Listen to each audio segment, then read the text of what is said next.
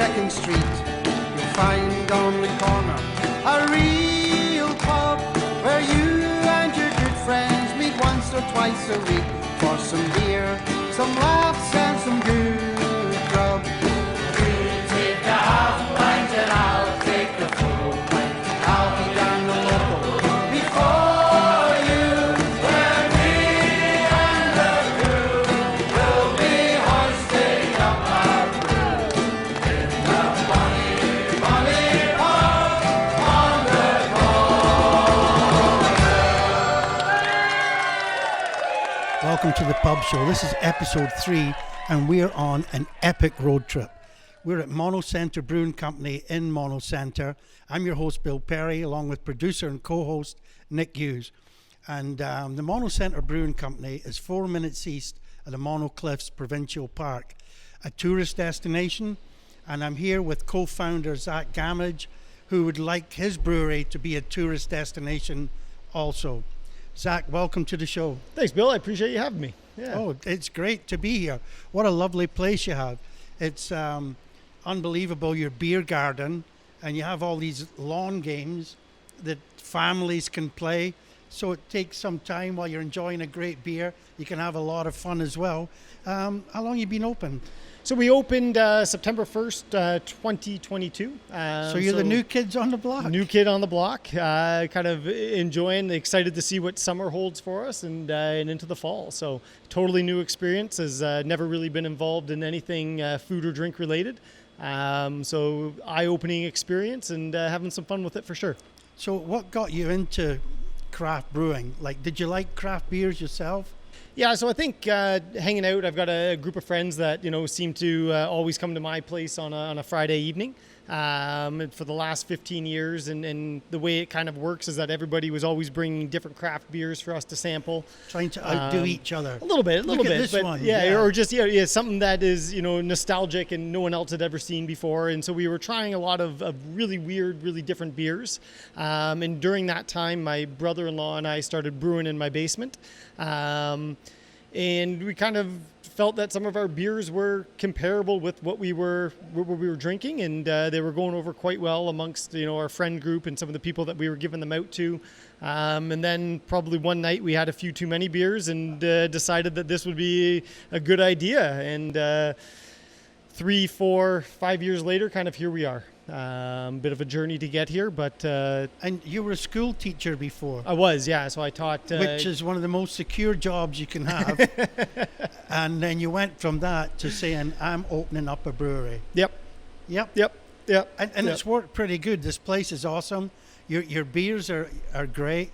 And how are you finding it? Like, I know you're still new, yeah. But as each day goes by, each month goes by, you've probably learned by your mistakes and finding things out. And yeah, like I think it's you've definitely hit the nail on the head there by saying learned through some of the mistakes, and it's different and very similar to teaching in that regard that you have to manage people. When customers walk through the door, you're on. Just like when kids would walk through the door in the classroom, you have to be on. You're almost performing, so to speak. One of the main differences, though, is that with a teaching job, when I showed up, there was always kids to teach. Right. Just because I opened the door at the brewery doesn't mean that people are going to be flooding in, ready to drink the beer. So, some of those, ups and downs, those peaks and valleys, are definitely different to adjust to. And I think what I'm learning through this whole experience is that I might have to do a little bit more to start drawing people in, whether it be live music, whether it be having, pop-up food vendors come out. But take advantage of the area that I have, make it a family destination, where they can play some of those games, can enjoy some beer, but also maybe listen to some music, grab a bite to eat, and go from there. Well, I think as the word spreads, more and more people will find out about your place, and I think the word is spreading. I talked to the gentleman from Craft Pizza in Orangeville, and he said he brought up a wood-burning stove a few weeks ago. Yes. And you were packed. It was amazing. It was, single-handedly our busiest day. Yeah, that's great. So people are finding out now, which is always good. You have how many beers on tap? Right now I have 12, and in about a week and a half, I'll be back up to 13. Yeah. Do the 12 rotate, or are they all your like standard beers? Yeah, I think that's a great question. In the first year, it's one of those things that, you never want to disappoint somebody, because there's always somebody who's going to look forward to a certain beer. So to take one off the menu and, replace it with something else has, some challenges with it. You don't want to disappoint anybody, but I do think that some of them will become seasonal in an attempt to make sure that I'm always bringing in new stuff. I only have 13 draft taps. So I have 13 beers on there right now. If I want to come up with new beers, which I think draws people in, something on the existing board will have to give. Mind you, when you've got 12 different styles, that should be enough to satisfy everybody's taste, right? You hope, but I think part of the fun of a craft brewery is there's some creativity involved in it. And so, being able to take a chance and, try something new, or, bring in a different style, excites not only me, but some of my customers as well. Especially when you see something you've created and somebody's enjoying it. Yeah. That must be a good feeling inside, 100%. It's working. Yeah. People love it. We got a flight here with 4 little glasses of beer here. So you're working, so I get to sample them, which is good. What's the number one? So number one was our first beer that we produced. It's the Island Lake Pale Ale. A pretty approachable pale ale that's got some good hop characteristics to it, but none of that bitter, after taste that's associated with some of the IPAs. It seems to be doing really well in establishments that have taken it, like the Thistle and Rose. Yeah, we sell this at the Thistle and Rose, and it's actually creeping up our sales charts. It's a lovely summer beer, but I think you can drink it all year round. Mm-hmm. But it's also a light beer. It's only 4.2. 4.5, yeah. 4.5, but it has a full-bodied taste. It's like, yes, there's no skimping on anything in this one. Yeah, it works well on a hot, refreshing, kind of muggy day. Yeah. And we tried to, kind of associate it with some of the landmarks in and around the area. So, Island Lake, the lake itself, the walking trail surrounding it. That's why I was interested in it, because we're on Broadway, and Island Lake's at the bottom of Broadway. And I thought, we've got to try this. And obviously, I had to taste it first, and I said, we should have tried this as soon as you opened, but never too late. Never. What's number 5? So number 5 is it's a session IPA. So it comes in at 4.3%. With the session IPA, I called it the Back 40 series. And the Back 40 kind of alludes to something that goes on forever and ever and ever. And initially with that recipe, I was always changing the hop on top of it. But what I've done now is I've settled on that one particularly with using just all Ontario hops. And so that's out of a place called Backroads in London, Ontario. So that beer is strictly made using all Ontario hops, which is kind of neat. So you'll notice that one, good flavor to it, but it will have a little bit more of a bitter finish. It does, but it's a nice bitter finish. It's like a little bit crisper than the pale ale with that bitterness. That's lovely. What a job this is, Nick. Nick's looking at me going, I should have interviewed this guy. Now, what's this one? So we're switching focus a little bit right there. You're jumping into to an English brown ale. And with that one there, I'm actually kind of glad that it had the chance to warm up a little bit as it becomes a little bit more full-bodied, has a little bit more character with it. But you'll definitely notice some bready, chocolatey, toffee notes to it, kind of modeled after a Newcastle. Oh, Newcastle in brown, that regard. Yeah. I grew up drinking that stuff. So this is a good test right here. Yeah, good test. And we named that one after the little hamlet just that's kitty corner to my property here, Relesi. Yeah. Wow. This is actually quite lovely. You would like this, Nick. This is great. And like I said, as it warms, a little bit more character to it. I think I serve it out of draft, probably too cold, but don't have that luxury right now of regulating my tap lines in terms of temperature. No, it's got a great taste. The aftertaste is amazing. Oh. Here we go. Might as well, eh? Yeah. Now, this is fairly hazy. Yes. which is very popular right now. Yeah, but so usually the hazy is really popular with some of the IPAs. Now that's not an IPA. That is a wheat beer, an American style wheat beer that I brewed with. There's some flaked rye, some flaked oats, some coriander, and some orange peel in it. So it's similar, I guess you could say, maybe to like a Belgian Moon, but very summer-esque, 4.5% again, so lower in the alcohol, but a summer crusher, if you will. Nice patio beer for sure. Yeah, it looks great.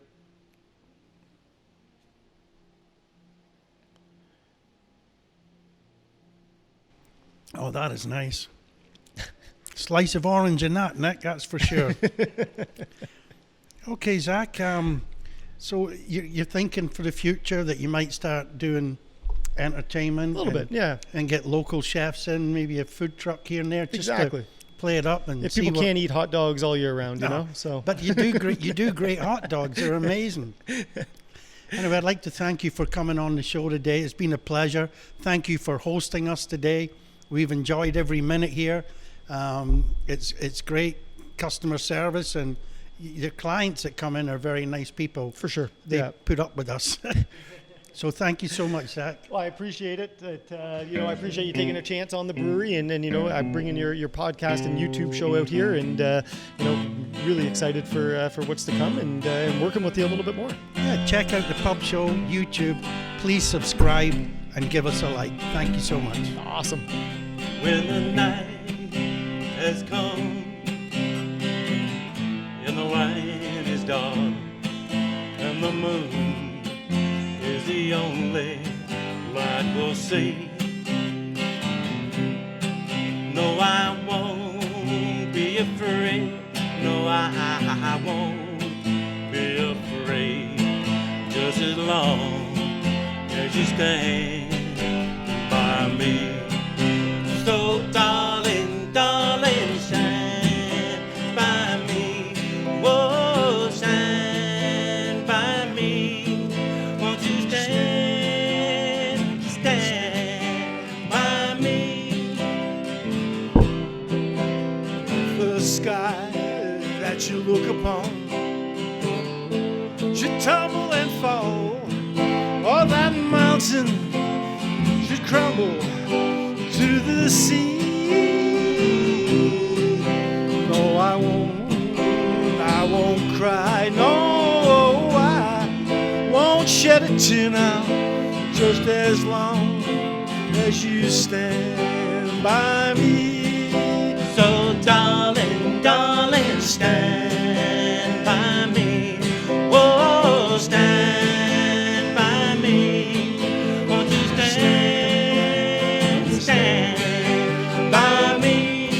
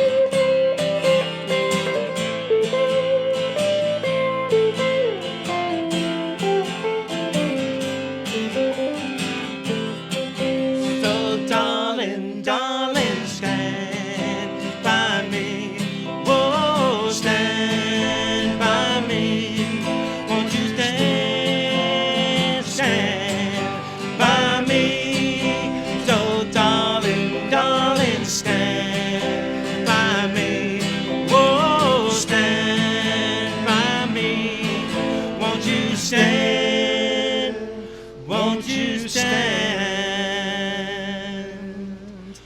by me? Yeah, yeah, yeah, yeah.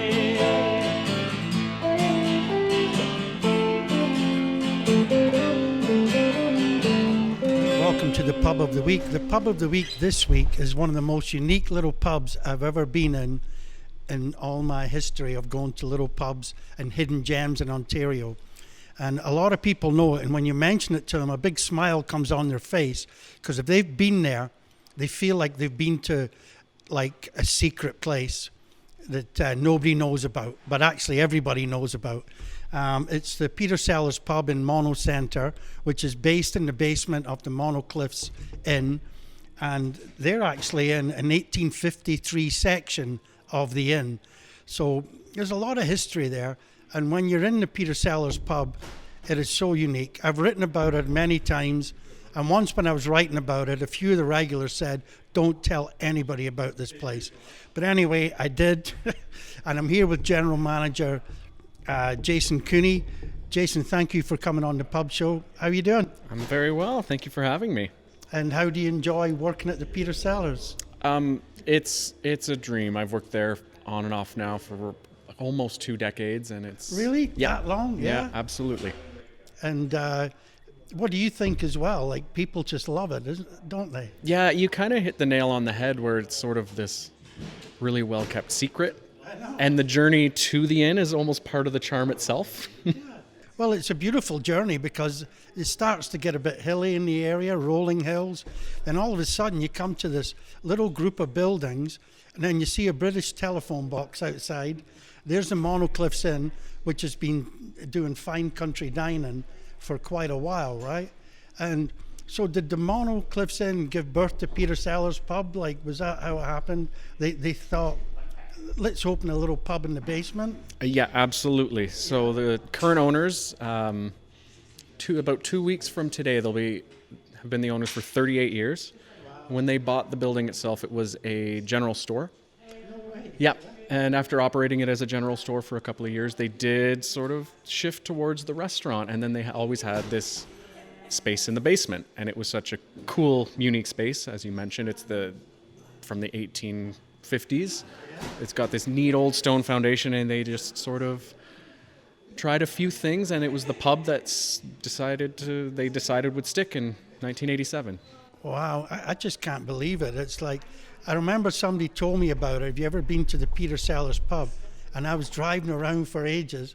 I didn't have GPS back then, and I thought, there's no pub out here. I've been set on a wild goose chase. But then I found it, went downstairs, and it was just like unbelievable. It was amazing. Couple of little booths there, a big table, 3 drafts on tap. It's so small and cozy, and you've always had the best staff that make that place. They're as much as an attraction as the actual pub itself. Whoever hires them always pick somebody with so much charisma and personality that makes your visit unbelievable. Absolutely. That's 100% the key. In a space that size, you really don't have the space to have a misstep. Everything has to be in place. Yeah. It's not just the atmosphere, but you have to feel welcomed from the moment that you step foot through the threshold. And you concentrate a lot on local food, right? Everything's fresh, made from scratch, local farmers. And tell us a bit about your menu. Well, I mean, yeah, that's sort of the idea. It's for decades, it was a blackboard menu, so everything was fresh, made to order. And no printed menu, because it might change the next couple of days. Absolutely, everything changed day to day, and it wasn't, when you ran out of something, it was, annoying, but it was also celebrated because it meant the chef had to come up with something fresh and something quick. New. Yeah, absolutely. So that's always been sort of the backbone of the food there, and I guess the backbone of the business was really good food first. Right, and that's what brings people to the inn. And then, is it the same menu downstairs? Yep, it's the same menu throughout right now. Yeah. It's always shifted, and there's definitely features that are more maybe pub themed or pub oriented, right, but it's the whole building is intended to be a comfortable place to come and dine. Yeah. Now, there's something that I always found strange, that you don't do fries. Never. No. What's the story behind that? I think that was one of the things that Carol and Michael, when they founded the restaurant in the 80s, they thought it would set themselves apart from all the other pubs, and they forced their chefs, I should say, to be creative and think outside the box, because it's so easy, I think, to just sort of fall back on French fries. Yeah, as do a- you want as a- fries with that? Do you want fries with that? Now you're offering them mashed potatoes, scallop potatoes, this, that, whatever, right? Absolutely. Just to enhance the actual dining experience. Yeah, so they've never had a deep fryer in the building. That's great. Yeah. I might stop on the way back. Right, Nick? You do a Sunday night trivia night. Yeah. It seems to be fairly popular. Yeah, it's gone really, really well. It's sort of new to us, maybe 4 or 5 months now, and it's just been a wonderful addition to the pub. The best part, what I love to see, is that all the locals come in every Sunday night now, and it's just fills up really quickly. You got to get your seat early because it's such a limited number of seats. They probably don't like it when they go downstairs and they can't get a seat because there's strangers sitting in the tables. Yeah, absolutely. Because it's such a, they just love their little pub so much. I always remember every time I visited, where are you from? What are you doing up here? Blah, blah, in a nice way. They're great people. But yeah, the Peter Cellar's pub. Do you do entertainment or? Periodically, yeah, we'll have live music, but mostly it's good conversation and good vibes. It seems to be like that. There's a little train that runs around the roof. What's the story behind that? Is there one, or was it just? Well, there's a storied history with trains at the inn in particular, but Michael, one of the founders and owner, Carol's past husband, loved the trains. He used to set it up outdoors in the summer every year, and he would hire local kids to be the conductors, so to speak. And he was such a forward-thinking businessman. He also used to get local businesses to sponsor the train cars. So if you look at the train that we have is advertising on it? in the pub today, That's so there's genius. some old advertisements from the 80s and 90s Yeah. that he used to have paid sponsors on there. That's very clever. Yeah. And ask to see one of the old conductor's hats. There's only a couple left. Oh, really? Yeah. And now the inn upstairs, is that reservation only, or do you take walk-ins, or? Always encourage reservations, but we're open to the public. And you have this great room halfway down the stairs, like the wine cellar, and it has a big table. It seats 8 people, and people that book that, it's like medieval times. It's like going way back in history, and you're surrounded by hundreds of bottles of wine on a rack. It's like a wine lover's dream. Oh, absolutely. Is it busy all the time? Is it? That's the one room you definitely have to book in You advance. have to book It's that. very exclusive. You just can't walk in with 6 friends and say, we want the wine cellar. Definitely not. No, eh? Call the Gosh. book, but it's great for those little parties. So if people want to find out more about the Peter Sellers pub and the Monocliffs Inn, how would they find you? Facebook or? Facebook and Instagram and our website, it's monocliffsin.ca. And what's your hours of operation, Jason? So currently we're open Wednesday through Sundays. Okay. Yeah, the Peter Sellers pub is only open Thursday through Sundays, and it's Thursday and Friday dinner only, and then lunch and dinner Saturdays and Sundays. Oh, excellent. So if somebody wanted to get away for a nice weekend drive, they can go to the Peter Sellers pub, have lunch, enjoy the local atmosphere, enjoy the uniqueness of this great little pub. Words cannot describe this pub, honestly. And I've written about pubs all my life, since I was 2. But anyway, Jason, it's been a real pleasure. Thank you so much for being on the pub show today. Look up the Peter Sellers pub. You will be amazed. Thank you. I walked across this empty land. I knew the pathway like the back of my hand. I felt the earth beneath my feet. Sat by the river, I knew it complete. Oh, simple thing, where have you gone? I'm getting old, I need something to rely on. So tell me when you're gonna let me in. I'm getting tired, I need somewhere to begin.